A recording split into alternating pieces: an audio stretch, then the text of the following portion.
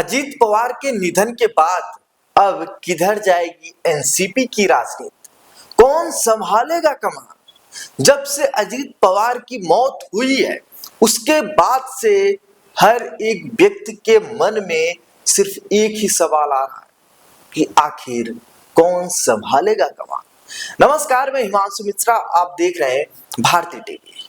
दोस्तों, एनसीपी के प्रमुख अजीत पवार की हवाई हादसे में निधन के बाद सियासी जगत में ये सवाल उठने लगे हैं। क्या पार्टी टूटेगी? पार्टी का क्या होगा? कौन इस पार्टी को संभालेगा? क्या एनसीपी के दोनों गुटों में एकीकरण की संभावना ज्यादा बढ़ जाएगी? लेकिन सबसे बड़ा सवाल यही है कि पार्टी को अब कौन संभालेगा, कौन उसका मुख्य चेहरा बनेगा?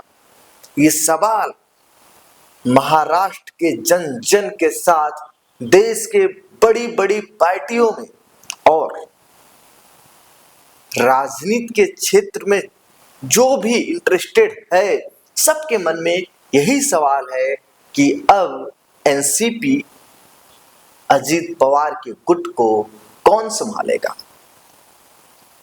अजीत पवार की असामयिक मौत ने महाराष्ट्र की राजनीति में एक बड़ा शून्य पैदा कर दिया। बारामती के पास हुए प्लेन क्रैश में उनकी मौत की पुष्टि हो गई है। यह हादसा ऐसे समय में हुआ है जब राष्ट्रवादी कांग्रेस पार्टी एनसीपी में दो गुटों के बीच एकीकरण की चर्चाएं चल रही थी। कुल मिलाकर शरद पवार के कमजोर होने के बाद फिलहाल अजीत पवार ही महाराष्ट्र में एनसीपी के चेहरा बनकर उभर चुके थे। ये बात उन्होंने महाराष्ट्र विधानसभा चुनाव में साबित भी कर दिया। लेकिन अब यही सवाल है कि पार्टी की कमान कौन संभालेगा? क्या ये पार्टी वापस शरद पवार की ओर लौटेगी? बहुत बड़ा सवाल है। साथियों, अजीत पवार को दादा कहा जाता था, जो उनकी मजबूत छवि को दर्शाता है। वे एक मॉस लीडर थे जो राजनीति में कोई अस्थायी दोस्त या दुश्मन नहीं मानते थे। आप समझना, वे एक मॉस लीडर थे जो राजनीति में किसी को भी अस्थायी दोस्त या दुश्मन नहीं मानते थे। अजीत ने एनसीपी को ग्रामीण महाराष्ट्र, खासकर पश्चिमी महाराष्ट्र में मजबूत बनाया। जब एनसीपी में दो फाड़ हुई तो उन्होंने ज्यादातर विधायकों को अपने साथ कर लिया, जिससे उनका गुट सत्ता में आया और महायुति गठबंधन में वे बहुत महत्वपूर्ण थे और एनडीए के लिए एक मजबूत सहयोगी। और बारामती उनका गढ़ था जहां से वे कई बार विधायक बने थे। उनकी मृत्यु ने खुद उनकी पार्टी को इस समय एक ऐसे मोड़ पर खड़ा कर दिया है जहां ये सवाल होगा कि ये पार्टी अब किधर जाएगी, कौन संभालेगा इसकी बागडोर। पिछले कुछ समय में एनसीपी के दोनों धड़ों की जो एकीकरण की चर्चाएं चल रही थी, वो अब कैसे सिरे चढ़ेंगी। उनकी मौत ने उनके गुट को भी असमंजस में डाल दिया, क्योंकि वे ही गुट के मुख्य चेहरा थे। आपको बता दें साथियों कि 2023 में एनसीपी में दो फाड़ हुआ था। एनसीपी की स्थापना 1999 में शरद पवार ने की थी, जो मूल रूप से कांग्रेस से अलग होकर बनी। 2023 में पार्टी में बड़ा विभाजन हुआ और जब अजीत पवार ने अपने चाचा शरद पवार से बगावत कर दी, एनसीपी के बड़े हिस्से को अपने साथ ले लिया। उन्होंने चुनाव आयोग से एनसीपी का नाम और सिंबल हासिल कर लिया, जबकि शरद पवार गुट को एनसीपी या एनसीपी-एसपी कहा जाने लगा। हालांकि अजीत पवार ने पार्टी मुख्यमंत्री बनने की अपनी सियासी महत्वाकांक्षाओं के कारण छोड़ी, जो पूरी नहीं हो सकी। वह उप मुख्यमंत्री रहे। 2019 में उन्होंने देवेंद्र फडणवीस के साथ मिलकर 80 घंटे की सरकार बनाई थी, जो असफल रही। और 2023 में उन्होंने बीजेपी शिवसेना के साथ महायुति गठबंधन में शामिल होकर डिप्टी सीएम का पद हासिल किया। फिलहाल महाराष्ट्र विधानसभा में अजित गुट के पास 40 से अधिक विधायक हैं। शरद गुट के पास केवल 13 से 14। पिछले कुछ समय से अजित पवार की चाचा शरद पवार से मेल मुलाकातें बढ़ी थी। एकीकरण की चर्चाएं मजबूत होने लगी थी। इसी बीच ये हादसा हो गया।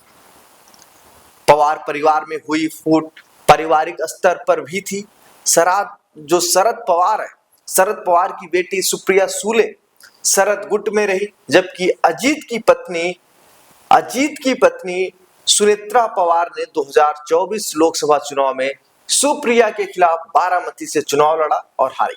हालांकि इसके बाद वह राज्यसभा सदस्य बनी। इस फूट ने एनसीपी को कमजोर किया।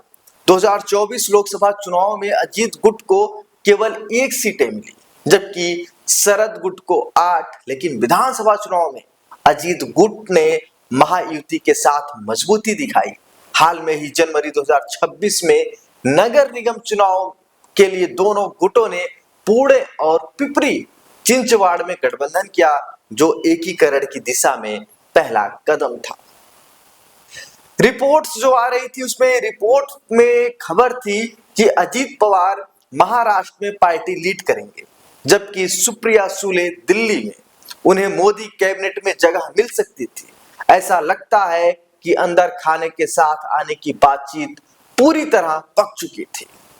अब सवाल यह है कि पार्टी की अगुवाई कौन करेगा।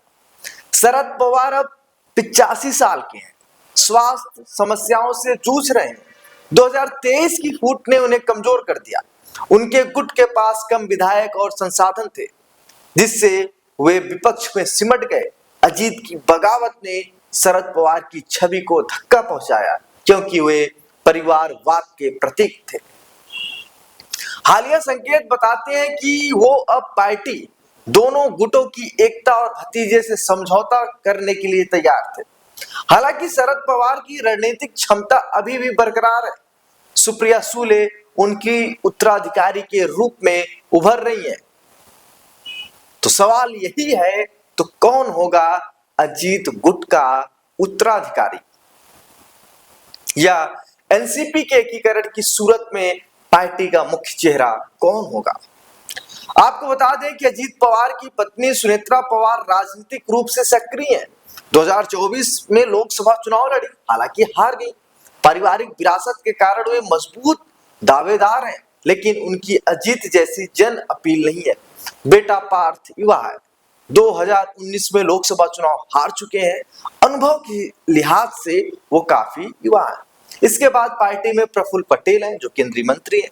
छगन भुजबल ओबीसी नेता हैं, और सुनील तटकरे ये पार्टी के अध्यक्ष हैं, और धनंजय मुंडे जैसे मजबूत नेता हैं। लेकिन कोई अजीत जैसा करिश्माई नहीं है। कुल मिलाकर गुट में कोई एकल ताकतवर नेता नहीं है जो अजीत की जगह ले सके। इससे गुट कमजोर पड़ सकता है। कुछ प्रतिक्रियाओं में कहा गया है कि बीजेपी गुट को हाईजैक कर सकती है, और ऐसे कयास लगाए जा रहे हैं कि अजीत पवार गुट फिर शरद पवार की ओर लौट सकता है।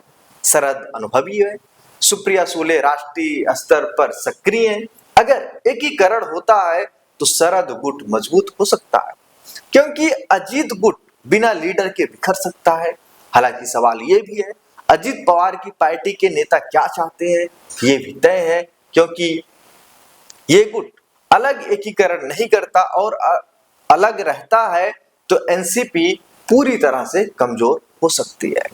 और बहुत कुछ निर्भर करेगा, ये सब विधायकों की वफादारी और पारिवारिक फैसलों पर निर्भर करेगा, क्योंकि अजीत पवार खुद पार्टी के चेहरे, संगठन की ताकत और महायुति गठबंधन में मुख्य पावर ब्रेकर थे। उनकी जगह लेने वाला कोई दूसरा नेता उनके जैसा करिश्माई, जनसंपर्क और विधायकों पर पकड़ वाला नहीं दिखता। ये चेहरे अजीत गुट के एनसीपी कमान को संभालने के दावेदार हो सकते हैं। जानते हैं सुनेत्रा पवार, वह अजीत पवार की पत्नी है, राज्यसभा सदस्य हैं, लेकिन सियासी तौर पर उनका कोई खास पहचान नहीं है। और दूसरा नाम प्रफुल्ल पटेल, जैसा कि अब मैंने आपको बताया कि एनसीपी के वर्किंग प्रेसिडेंट है। अजीत पवार गुट के सबसे वरिष्ठ केंद्रीय स्तर के नेता हैं। वह केंद्र में मंत्री रह चुके हैं, अजीत पवार के करीबी थे, सियासत में लंबे समय से हैं। उनकी संगठन में जो क्षमता है कार्य करने की बहुत मजबूत है और दिल्ली की राजनीति में भी दखल रखते हैं, लेकिन जमीनी नेता के तौर पर वैसी पकड़ और करिश्मा नहीं है जो पार्टी को स्थिर रख सके। छगन भुजबल ओबीसी नेता है, खासकर उनकी जो पकड़ है वो नासिक और उत्तर महाराष्ट्र के अंदर है। आपको बता दें कि अजीत गुट के साथ 2023 पार्टी के बंटवारे में वे शामिल हुए थे और मंत्री हैं। जाति समीकरण और अनुभव के कारण महत्वपूर्ण है, लेकिन उनकी उम्र 75 साल के ऊपर है। सुनील तटकरे और धनंजय मुंडे, ये तटकरे साहब जो है पार्टी के अध्यक्ष हैं और रायगढ़ कोंकण क्षेत्र में प्रभावशाली नेता हैं। मुंडे ओबीसी मराठा समीकरण में मजबूत है, दोनों अजीत पवार के करीबी हैं। फिलहाल तो एनसीपी का नेता सुनेत्रा पवार या प्रफुल्ल पटेल को बनाया जा सकता है, लेकिन एनसीपी को अपनी पहचान बनाए रखने के लिए शरद पवार गुट के साथ एकीकरण करना पड़ेगा, तब शरद पवार एक बार फिर पार्टी का मुख्य चेहरा बन सकते हैं। दोस्तों, आप सबको क्या लगता है कि एनसीपी का अगला चेहरा कौन बनेगा? अपनी राय आप कमेंट बॉक्स में जरूर बताइए और भारतीय टीवी के यूट्यूब चैनल को सब्सक्राइब कर लीजिए। नमस्कार।